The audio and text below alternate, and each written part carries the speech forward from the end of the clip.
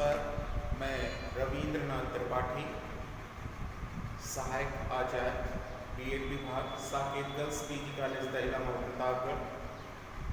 आप सभी का साकेत ऑनलाइन क्लासेस में हार्दिक स्वागत करता हूँ। आज हम लोग शिक्षण एवं अधिगम का मनोविज्ञान विषय के अंतर्गत एक महत्वपूर्ण प्रकरण अधिगम का अंतरण के बारे में अध्ययन करेंगे। जैसा कि अधिगम के विभिन्न सिद्धांतों, अधिगम की अवधारणाओं के बारे में जानने और समझने के उपरांत यह बात सुस्पष्ट हो जाती है कि अधिगम एक ऐसी प्रक्रिया है जिसके माध्यम से हम व्यवहार में परिवर्तन उत्पन्न करते हैं, या अधिगम वह प्रक्रिया है जो व्यक्ति के व्यवहार में परिवर्तन उत्पन्न करती है और इस परिवर्तन के माध्यम से वह अपने वातावरण के साथ कुशलतापूर्वक समायोजन स्थापित करता है। अधिगम के क्षेत्र के अंतर्गत अधिगम अंतरण एक महत्वपूर्ण स्थान रखता है। अगर आप ध्यान से देखें तो अधिगम अंतरण दो शब्दों का युग्म है, दो शब्दों का मेल है। एक तो है अधिगम, जिसके बारे में अभी हमने आपको संक्षेप में बताया कि अधिगम का मतलब होता है सीखना, और सीखने का मतलब होता है व्यवहार में परिवर्तन लाना, व्यवहार में उत्तरोत्तर परिवर्तन लाना, या वातावरण के साथ कुशलतापूर्वक समायोजन करना। और समायोजन तभी होगा जब हम यथा स्थिति के अनुरूप या बदलती हुई परिस्थिति के अनुरूप अपने व्यवहार में भी परिवर्तन लाते हैं। अधिगम के बारे में ऑलरेडी हम चर्चा कर चुके हैं पिछली कक्षाओं में। अब दूसरा शब्द है अंतरण। अंतरण को अंग्रेजी में ट्रांसफर कहा जाता है, जिसका हिंदी अभिप्राय स्थानांतरण होता है। एक स्थान से दूसरे स्थान पर जाना या एक स्थान से दूसरे स्थान पर पहुंचाना आदि। जब हम इस अंतरण शब्द को अधिगम के परिप्रेक्ष्य में उपयोग करते हैं या अधिगम के साथ अंतरण शब्द को जोड़ते हैं या अंतरण के अभिप्राय को, निहितार्थ को हम अधिगम के साथ जोड़ करके चलते हैं, तब एक नई अवधारणा का जन्म होता है और वह नई अवधारणा है अधिगम का अंतरण। अभी हम अधिगम अंतरण की कुछ डिफिनेशंस देखेंगे तो चीजें और क्लियर होंगी, लेकिन पहले इसके शब्दार्थ को ही भली भांति समझ लिया जाए, जिससे परिभाषाओं को भी समझना आसान रहे, जो विभिन्न विद्वानों द्वारा समय समय पर दी गई है। इतना तो अब क्लियर हो गया कि अधिगम अंतरण का मतलब है कि जो हम सीखे हुए हैं या जितना हमने अधिगम किया है उस अधिगम को दूसरे स्थान पर ले जाना, दूसरी परिस्थितियों के साथ जोड़ना। अधिगम अंतरण का मतलब रिप्लेस करना नहीं होता कि एक वस्तु को हटा करके दूसरी वस्तु को वहां स्थापित करना, या एक विचार को रिमूव करके वहां से हटा करके दूसरे विचार को वहां पुनर्स्थापित करना। ऐसा नहीं है। वास्तव में यहाँ अधिगम अंतरण से अभिप्राय यह है कि जो कुछ हमने पहले सीखा हुआ है, जो हमारा पूर्व का अधिगम है, उस पूर्व अधिगम का उपयोग हम दूसरी बदली हुई नवीन परिस्थितियों में कर सकें, यह इसका निहितार्थ है यहाँ पर। अर्थात जो कुछ भी हमने पूर्व में सीखा है जो कुछ हमने पूर्व में जाना है, समझा है, उसका अन्यत्र नवीन नूतन परिस्थितियों में भली भांति अनुप्रयोग ही अधिगम अंतरण है। अगर आप इसको उदाहरण के रूप में समझना चाहें तो आप यूं कह सकते हैं कि हम विद्यालयों में अनेक विषय पढ़ते हैं, सैद्धांतिक रूप से, व्यवहारिक दृष्टि से भी, प्रयोगात्मक रूप से भी, और जो विद्यालयों में विषयों के अध्ययनोपरांत हमें ज्ञानार्जन होता है, जो ज्ञान हम अर्जित करते हैं, उस अर्जित ज्ञान का जब हम अन्यत्र व्यवहारिक परिप्रेक्ष्य में उपयोग करना शुरू करते हैं तो वही वस्तु स्थिति, वही स्थिति अधिगम अंतरण कहलाती है।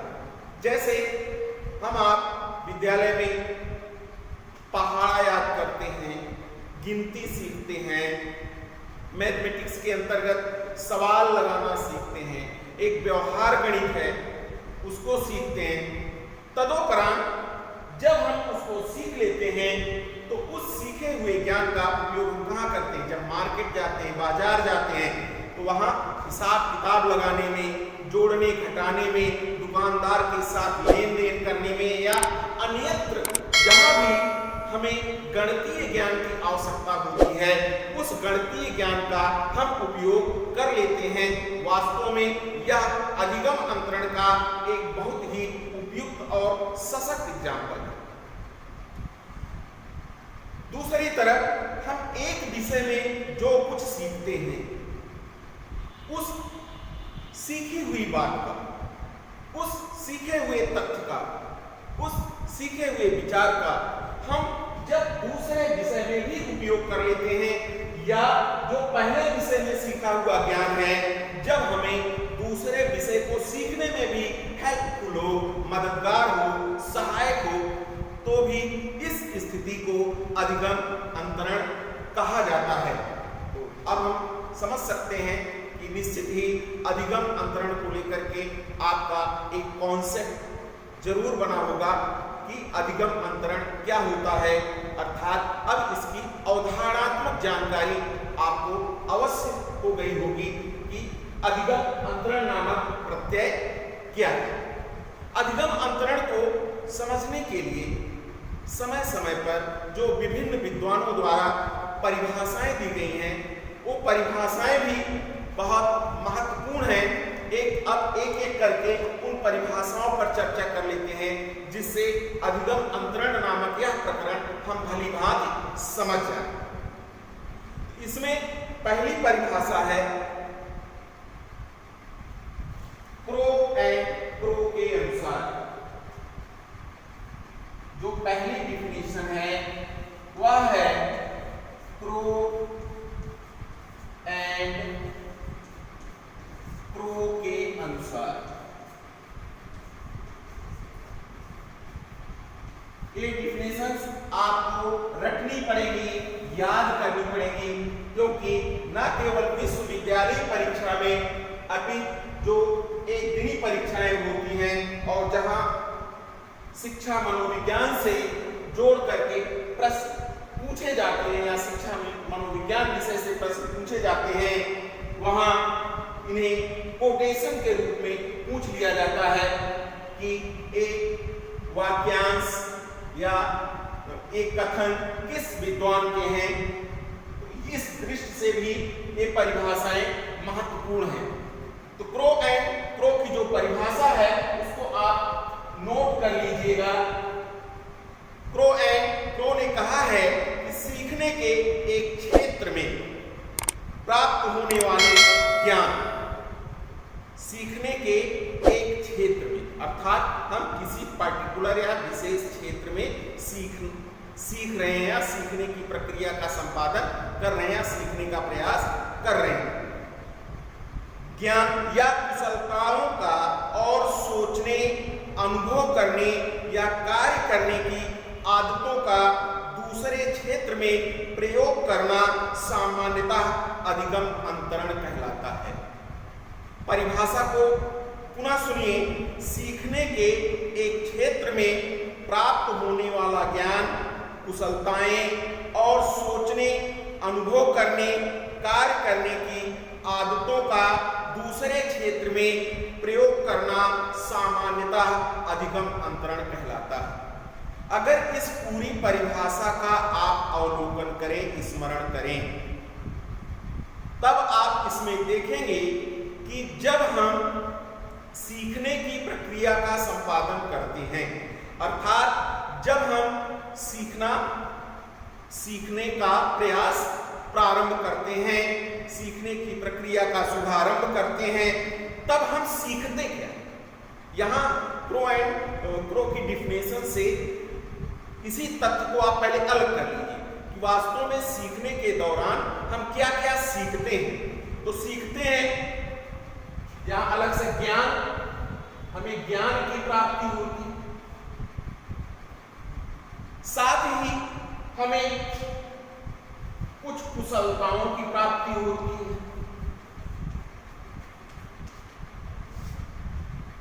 हमारी आदतें बनती बिगड़ती हैं। ये कुछ ऐसे पॉइंट हैं जिनकी तरफ प्रो ने इशारा किया है।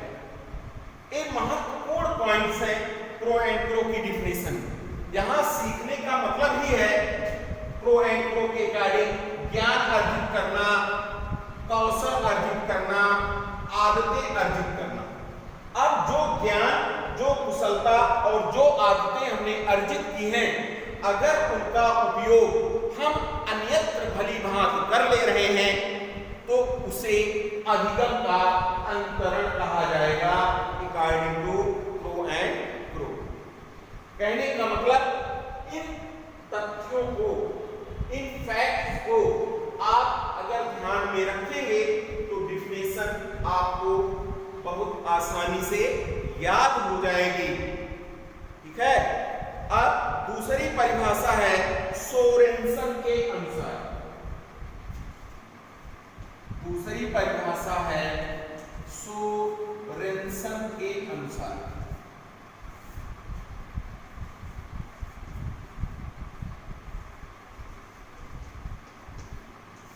सोरेनसन महोदय ने अधिगम अंतरण के बारे में क्या कहा है, इसको भी सुन लीजिए। अधिगम अंतरण के द्वारा व्यक्ति उस सीमा तक सीखता है जब तक परिस्थिति से प्राप्त योग्यताएं दूसरे में सहायता देती हैं। पुनः सुनिए डिफिनेशन। अधिगम अंतरण के द्वारा व्यक्ति उस सीमा तक सीखता है जब तक एक परिस्थिति से प्राप्त योग्यताएं दूसरी परिस्थिति में सहायता देती रहती हैं। उन्होंने अधिगम अंतरण को सीखने की प्रक्रिया, सीखने का साधन माना, सीखने का माध्यम माना। सोरेनसन का स्पष्ट रूप से अभिमत है कि हम अधिगम अंतरण के माध्यम से सीखते हैं, लेकिन कब तक सीखते रहते हैं? तब तक अधिगम अंतरण के माध्यम से सीखते रहते हैं जब तक एक परिस्थिति से प्राप्त ज्ञान हमें दूसरी परिस्थिति में सीखने में सहायता देता रहता है। अर्थात एक जगह जो कुछ हमने सीखा है वह सीखना जब दूसरी परिस्थिति में हमारे लिए सहायता देता रहता है तो ऐसी स्थिति को हम अधिगम अंतरण कहते हैं, अकॉर्डिंग टू सोरेनसन। इसमें सोरेनसन की डिफिनेशन में जो सबसे महत्वपूर्ण अवयव या तथ्य या तत्व है वह यह है कि एक परिस्थिति में सीखा ज्ञान जब तक दूसरी परिस्थिति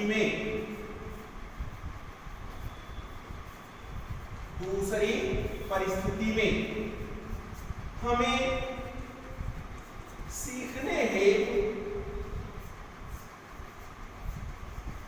सहायता देता रहता है,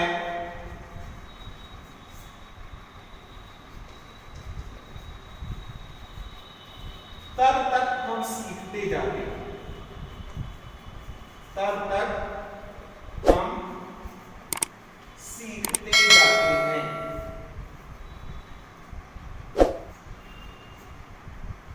का मतलब यह है कि अधिगम अंतरण से अभिप्राय उस स्थिति से है जहां एक परिस्थिति में सीखा हुआ ज्ञान हमें दूसरी परिस्थिति में सीखने हेतु सहायक होता है, अकॉर्डिंग टू सोरेनसन। तो दो डिफिनेशन हो गई, एक प्रो एंड प्रो की, और दूसरी डिफिनेशन है सोरेनसन महोदय। अब तीसरी डिफिनेशन की ओर बढ़ते हैं, और तीसरी डिफिनेशन है गुथरी एवं पावर्स की, गुथरी एवं पावर्स के अनुसार। तीसरी डिफिनेशन है गुथरी एवं पावर्स के अनुसार।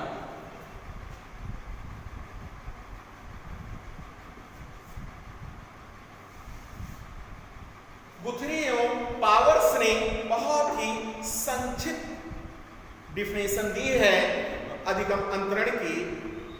इसे आप सरलता पूर्वक याद भी कर सकते हैं, और यह डिफिनेशन है अधिगम अंतरण से अभिप्राय व्यवहार के विस्तार तथा विनियोग से है। अधिगम अंतरण से अभिप्राय व्यवहार के विस्तार तथा विनियोग से है। अब इस डिफिनेशन को आप अगर ध्यान पूर्वक देखें, पढ़ें, इसका अवलोकन करें, तो उन्होंने एक शब्द यूज किया है विनियोग, और एक शब्द और यूज किया है व्यवहार के विस्तार। अर्थात उन्होंने अधिगम अंतरण को क्या माना है? व्यवहार का विस्तार अथवा विनियोग। अब विनियोग क्या है? विनियोग आर्थिक जगत का शब्द है। अर्थशास्त्र के क्षेत्र में विनियोग संबंधी क्रियाएं संपादित की जाती हैं। एजुकेशन में भी विनियोग शब्द यूज किया जाता है, और शिक्षा को एक विनियोग प्रक्रिया के रूप में अभिहित किया जाता है, संज्ञापित किया जाता है। आपसे एक प्रश्न है, इस प्रश्न का उत्तर जरूर दीजिएगा वीडियो सुनने के बाद कमेंट के माध्यम से, कि राष्ट्रीय शिक्षा नीति 1986 में शिक्षा को क्या माना गया है? विनियोग माना गया है या आउटकम माना गया है, जो है उसका परिणाम, प्रतिफल? प्रश्न दोबारा से सुन लीजिए, बहुत महत्वपूर्ण प्रश्न है कि राष्ट्रीय शिक्षा नीति में शिक्षा को विनियोग माना गया है अथवा प्रतिफल माना गया है। दो को आप विकल्प समझ लीजिए, एक ही सही होगा, चाहे विनियोग चाहे प्रतिफल। तो क्या इसका उत्तर आप कमेंट के माध्यम से जरूर दीजिएगा। तो हम पुनः प्रकरण की तरफ दोबारा अग्रसर होते हैं, और गुथरी एवं पावर्स की जो परिभाषा है उसको समझने का प्रयास करते हैं। तो गुथरी एवं पावर्स ने कहा है कि अधिगम अंतरण या अधिगम अंतरण से अभिप्राय व्यवहार के विस्तार तथा विनियोग से है। अर्थात व्यवहार का विस्तार। अब व्यवहार का विस्तार कब होगा? जब व्यवहार में परिवर्तन होगा, जब व्यवहार का विकास होगा, व्यवहार में नए अवयव, नए पक्ष जुड़ेंगे, व्यवहार में नूतनता का समावेश होगा, और जो पहले का हमारा व्यवहार है उसमें कुछ सकारात्मक परिवर्तन परिलक्षित होंगे। यह है व्यवहार विस्तार। दूसरी तरफ विनियोग, विस्तार के साथ साथ विनियोग शब्द भी गुथरी और पावर्स ने यूज किया है। तो विनियोग पहले विनियोग को समझते। विनियोग उस प्रक्रिया को कहा जाता है जिसमें हम जितनी पूंजी लगाते हैं, हम जितनी कैपिटल लगाते हैं, उससे कहीं अधिक हमें रिटर्न मिलता है, उससे कहीं अधिक हमारा प्रतिफल होता है, उस क्रिया को विनियोग कहा जाता है। तो अधिगम अंतरण भी विनियोग की भांति है, अर्थात जितना कुछ हम पहले से सीखे हुए हैं, जब हम अधिगम अंतरण करते हैं या अधिगम का अंतरण होता है, अर्थात सीखे हुए ज्ञान का जब हम अनेक परिस्थितियों में उपयोग करते हैं, तो उससे कहीं अधिक मात्रा में हम सीख जाते हैं, अर्थात हमारा जो प्रतिफल होता है वो कहीं अधिक होता है। इसीलिए सोरेनसन महोदय ने कहा, याद कर लीजिएगा, बहुत छोटी सी डिफिनेशन है कि अधिगम अंतरण से अभिप्राय व्यवहार के विस्तार अथवा विनियोग से। नेक्स्ट डिफिनेशन की ओर बढ़ते हैं और जो हमारी अगली परिभाषा है वह है पेटरसन के अनुसार। जो हमारी अगली परिभाषा है वह है पेटरसन के अनुसार। पेटरसन के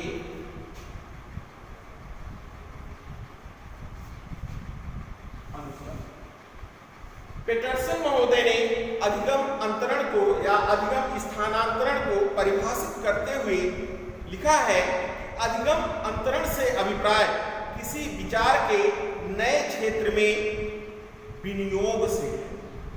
तो पहली चीज तो पेटरसन ने भी अधिगम अंतरण को विनियोग माना है और उनकी भी परिभाषा बहुत ही संक्षिप्त है, एक वाक्यांश के रूप में ही आप इसको याद कर सकते हैं कि अधिगम अंतरण से अभिप्राय किसी विचार के नए क्षेत्र में विनियोग से है, अर्थात अधिगम अंतरण को वह एक ऐसी स्थिति का सूचक मानते हैं जहां हम एक पहले से सीखी हुई बात का, पहले से प्राप्त ज्ञान का दूसरे क्षेत्र में विनियोग करते हैं। और पुनः मैं स्मरण करवा दूं, विनियोग एक ऐसी प्रक्रिया है जहां हम जितना लगाते हैं वहां से हमें रिटर्न के रूप में लगाई गई धनराशि, लगाए हुए ज्ञान या कुछ भी, जो कुछ भी हम लगाते हैं उससे कहीं अधिक मात्रा में प्राप्ति होती है, अर्थात हमारा रिटर्न अधिक होता है, तभी उसको आप विनियोग मान सकते हो। अगली परिभाषा है कोलसनी के अनुसार। जो चौथी परिभाषा है उस चौथी परिभाषा को दिया है कोलसनी।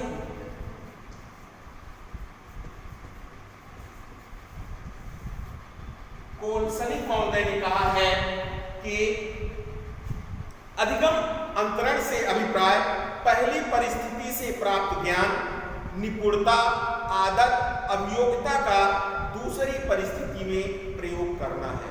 अर्थात जब हम सीखते हैं तो सीखने के फल स्वरूप हमारे व्यवहार में जो परिवर्तन परिलक्षित होता है वो कैसे परिलक्षित होता है?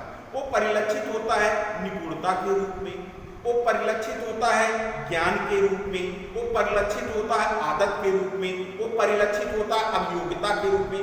यहाँ अभियोगिता का मतलब किसी विशिष्ट योग्यता से है, जो विभिन्न प्रकार की अक्षमताएं, अभियोगिताएं हमारे आपके बीच निहित हैं, उन्हीं की तरफ यहाँ इशारा है। लेकिन ये सब अधिगम या लर्निंग के रिटर्न है। हम कैसे जानेंगे कि हमने सीखा? तो हम सीखने वाले के व्यवहार को देख करके ही यह अनुमान लगाते हैं कि सामने वाला या जो अधिगमी है, अधिगम करता है, वो सीख रहा है कि नहीं सीख रहा। तो ये कुछ ऐसे फैक्ट्स हैं, कुछ ऐसे कारक हैं, अवयव हैं जो यह ध्वनित करते हैं, जो यह प्रदर्शित करते हैं, परिलक्षित करते हैं कि सीखने की प्रक्रिया हो रही है। तो उसमें कुछ को इन्होंने गिना दिया, जैसे ज्ञान है, निपुणता है, आदत है, अभियोगिता।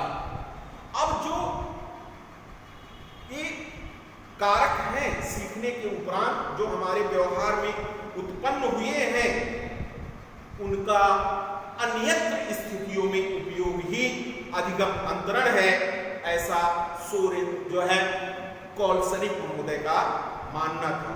डिफिनेशन पुनः एक बार मैं दोहरा देता हूं जिससे कि आपको यह परिभाषा अक्षरशः याद हो जाए तो अधिगम अंतरण से अभिप्राय पहली परिस्थिति से प्राप्त निपुणता, आदत, अभियोग्यता का दूसरी परिस्थिति में प्रयोग है। इसको आप इस तरीके से भी समझ सकते हैं कि दो कंडीशन है, दो परिस्थिति है। आप इसको दो विषय के रूप में भी ले सकते हैं। अब एक परिस्थिति में जो कुछ भी आपने सीखा, जो ज्ञान, जो योग्यताएं, जो अभियोग्यताएं, जो क्षमताएं आप में उत्पन्न हुई, उन योग्यता, उन क्षमता, उन आदतों का जब आप दूसरी परिस्थिति में सीखने हेतु उपयोग कर ले रहे हैं, तब इस प्रक्रिया को क्या कहा जाएगा? अधिगम अंतरण कहा जाएगा। यही मंतव्य प्रकट करते हैं पॉल्सनिक महोदय अपनी इस परिभाषा में। तो ये कुछ परिभाषाएं हो गई, इनको आप वीडियो सुन करके जो है अपने नोट्स में नोट कर लीजिएगा, जिससे याद करने में आपको आसानी होगी। बहुत ही महत्वपूर्ण प्रकरण है अधिगम का अंतरण, और विश्वविद्यालय परीक्षाओं में लगातार इससे प्रश्न पूछे जाते रहे हैं और काफी सरल भी है, बहुत जटिल प्रकरण नहीं है। अगर थोड़ा सा भी आप ध्यान देंगे तो सरलता पूर्वक आप इसको समझ जाएंगे, और जब आपके विश्वविद्यालय परीक्षा में इससे लघु या दीर्घ के रूप में कोई प्रश्न आएगा तो उसका भलीभांति आप उत्तर दे सकेंगे।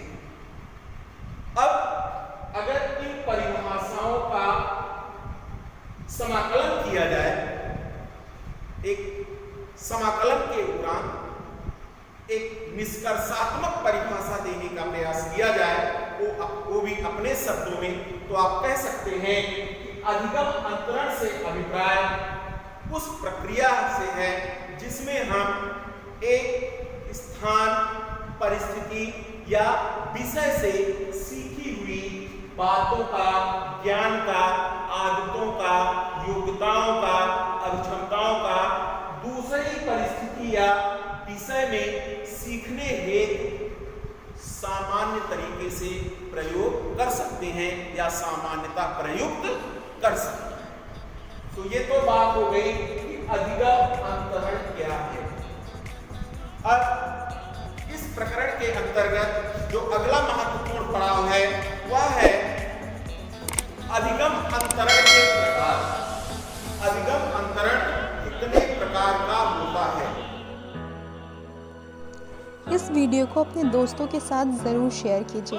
अगर इस टॉपिक पर आपके कोई भी क्वेश्चन हैं तो नीचे कमेंट करके पूछिए, हम उत्तर देने का प्रयास करेंगे। और अगर आपने अभी तक हमारे चैनल को सब्सक्राइब नहीं किया है तो तुरंत सब्सक्राइब करिए, साथ ही बेल आइकन पर क्लिक करें ताकि आगे आने वाले सभी वीडियो आप तक पहुंचते रहें और आप हमसे यूं ही जुड़ें।